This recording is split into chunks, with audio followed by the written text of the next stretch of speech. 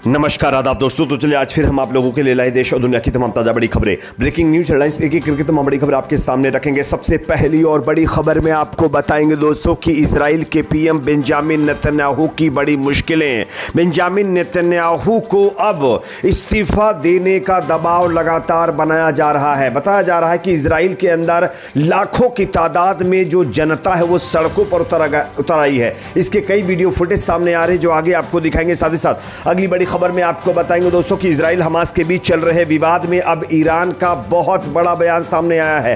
4 दिनों के cease fire के जो है डील के बाद अब ईरान ने ये खुली धमकी इजराइल को दी है कि जितने भी लोगों को इजराइल ने गाजा के अंदर जो है खत्म किया है उन तमाम लोगों का एक एक करके बदला हम लेंगे। आगे इसकी भी जानकारी आपको देंगे। साथ ही साथ अगली बड़ी खबर में आपको बताएंगे दोस्तों कि हमास ने एक बार फिर इजराइल के ऊपर जो डील हुई थी उसको लेकर के जो है उल्लंघन का बहुत बड़ा आरोप लगा दिया है। जो इजराइल की सेना है, जो इजराइल की सरकार है, वो जो एग्रीमेंट उन्होंने किया था इस डील में वो फुलफिल नहीं कर रही है। इसका आरोप लगाते हुए हमास की तरफ से एक बड़ा कदम उठाया गया है जिसकी जानकारी आगे आपको देंगे। साथ ही साथ अगली बड़ी खबर में आपको बताएंगे दोस्तों कि गाजा और इजराइल का दौरा कर सकते हैं दुनिया के सबसे अमीर व्यक्ति एलन मस्क जो है, इसको लेकर के भी बड़ी खबर आ रही है। इसकी भी जानकारी आपको देंगे। साथ ही साथ अगली बड़ी खबर में आपको बताएंगे दोस्तों कि इजराइल के लिए जासूसी करने के आरोप में 3 फिलिस्तीनियों को जो है फिलिस्तीन की ही जनता ने खत्म कर दिया है। आगे इसकी भी जानकारी आपको देंगे। साथ ही साथ अगली बड़ी खबर में आपको बताएंगे दोस्तों कि जिस तरीके से हमास इजराइल के बीच जो है हॉस्टेज रिलीज करने की डील हुई थी उसमें अमेरिका के एक भी व्यक्ति का नाम ना आने पर इजराइल और अमेरिका के बीच बताया जा रहा है कि विवाद बढ़ता जा रहा है। इसकी भी जानकारी आपको देंगे। साथ ही साथ अगली बड़ी खबर में आपको बताएंगे दोस्तों कि पाकिस्तान को एक बार फिर अमेरिका ने लगाई जबरदस्त फटकार। जिस तरीके से अफगानिस्तान के शरणार्थियों को पाकिस्तान अपने देश से निकाल रहा है, इस पर अब अमेरिका ने पाकिस्तान को लताड़ लगाई है। किस तरीके से,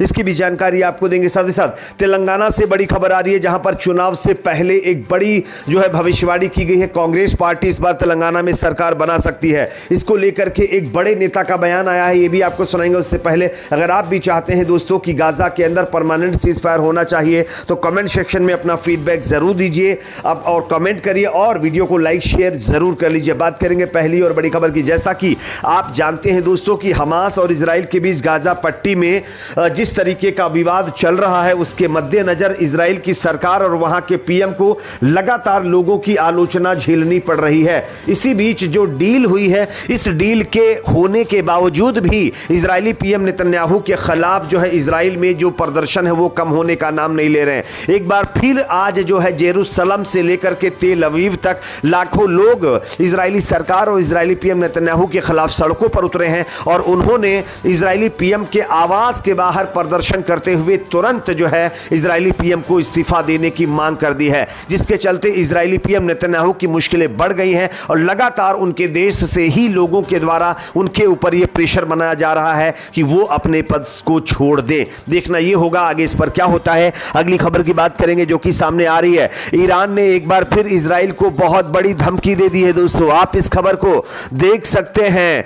ईरान के सर्वोच्च धार्मिक नेता आयतुल्ला खुमैनी ने फिलिस्तीन के गाजा पट्टी इलाके में इजराइल ने जिस तरीके से कार्रवाई की है इसका बदला लेने की बात कही है और बदला लेने की बात कहते हुए उन्होंने धमकी दी है। खुमैनी ने कहा है कि इजराइल को अगर लगता है कि वह गाजा में जो है लगातार लोगों पर क्रूरता दिखाएगा, ऐसा होने वाला नहीं है। इजराइल को गाजा में जिस तरीके की कार्रवाई उसने की है इसका एक एक करके हिसाब हम लेंगे। आयतुल्ला खुमैनी ने इजराइल को ऐसे समय में धमकी दी है जब दोनों पक्षों ने गाजा में सीज फायर के लिए समझौता कर लिया है। तो ये अपने आप में कहीं ना कहीं इजराइल की चौतरफा मुश्किलें बढ़ती हुई दिखाई दे रही हैं। ईरान ने खुलकर कह दिया है कि एक एक शख्स का, एक एक व्यक्ति का बदला हम इजराइल से जरूर लेंगे। वैसे भी आपको पता होगा कि ईरान ने एक बहुत ही स्ट्रॉन्ग मजबूत मिसाइल तैयार कर ली है, जिससे अमेरिका समेत तमाम उसके खिलाफ होने वाले मुल्कों में हड़कंप मचा हुआ है।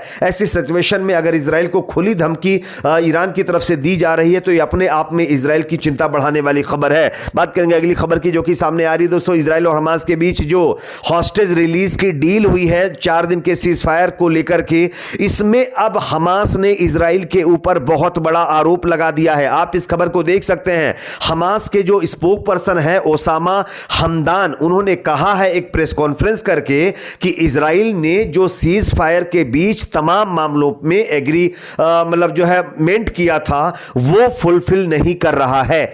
इजराइल तमाम वो वादे से मुकर रहा है जो उसने डील के मद्देनजर किए थे, जिसके चलते जो मध्यस्थता करने वाले देश हैं, जो मध्यस्थता करने वाले लोग हैं, उनसे जो है इजराइल की शिकायत करने की बात उन्होंने कही है। और इजराइल तमाम वो काम कर रहा है जिसको रोकने की बात इजराइल की तरफ से की गई थी। तो ये अपने आप में हमास की तरफ से बहुत बड़ा आरोप इजराइल के ऊपर लगाया गया है। अगली खबर की बात करेंगे जो कि सामने आ रही है दोस्तों। यहां पर गाजा और इजराइल का दौरा कर सकते हैं दुनिया के सबसे अमीर व्यक्ति और टेस्ला के मालिक एलन मस्क। मैं आपको खबर दिखा रहा हूं, आप इस खबर को देख सकते हैं। दुनिया के सबसे अमीर शख्स एलन मस्क कथित तौर पर अब अगले सप्ताह इजराइल और जो है गाजा का दौरा करने वाले हैं। इस दौरान वे गाजा शहर से लगती सीमाओं तक भी जाएंगे। इजरायली मीडिया ने यह दावा किया है कि 7 अक्टूबर को इजराइल पर हुई कार्रवाई के बाद गाजा पट्टी में खूब जो है जिस तरीके से कार्रवाई की गई, जिसमें करीब 13,000 लोगों को आप लोगों ने देखा होगा किस तरीके से जो है खत्म किया गया है। इसको मद्देनजर रखते हुए अब एलन मस्क ने यह कहा है कि वो इजराइल के साथ साथ गाजा का भी दौरा कर सकते हैं। अगली खबर की बात करेंगे जो कि सामने आ रही है। इजराइल के लिए जासूसी करने के आरोप में 4 फिलिस्तीनी समर्थकों को फिलिस्तीन के लोगों ने ही निपटा दिया है। मैं आपको खबर दिखा रहा हूं, आप देख सकते हैं इस खबर को। इजरायली सैनिकों के साथ सहयोग करने के आरोप में वेस्ट बैंक में फिलिस्तीन गुटों ने 3 लोगों को निपटाया है। मीडिया रिपोर्ट के मुताबिक जिस समय आरोपियों को जो है निपटाया गया है उस समय लोग तुम गद्दार हो, तुम जासूस हो, तुम्हारा जो है सर हम जो ऐसा करते हुए नारेबाजी करते हुए देखे गए हैं। तो कहीं ना कहीं इजराइल के लिए 3 जो है फिलिस्तीनी लोग जो जासूसी कर रहे थे